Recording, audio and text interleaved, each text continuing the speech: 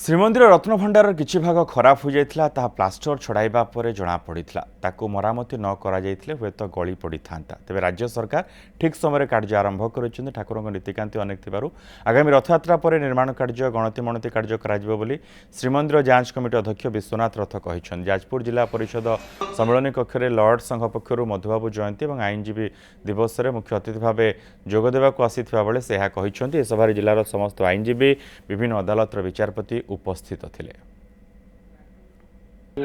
श्री अरविंद पाड़ी निश्चित भाव में सूचना देइचंती मंदिर जो भाग निर्माण होउची रत्नभंडार भागटी बहुत क्षतिग्रस्त थिला। खोलाहेला परे जना पड़ुची तार प्लास्टरिंग छड़ेला परे जना पड़ुची जे इते मात्रा रे क्षतिग्रस्त हुए तो आमे ता जत्न न नहीं ठीक समय हुए तो भुजुड़ी जाता।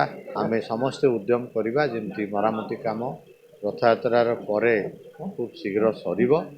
मधुबाबूर गोटे कथा आम आज अनुभव कलु जे आम समस्त दायित्व जे मधुबाबू को मरणोत्तर भारत रत्न प्रदान करा निहाती जरूरी कहीं जेहेतु आमर ओडिया जो अस्मिता कथा बर्तमान गोटे चारिआडे चली अस्मिता कहले आम मधुबाबू को आम बुझा उचित कहीं स्वाभिमान अस्मितार अर्थ हूँ स्वाभिमान।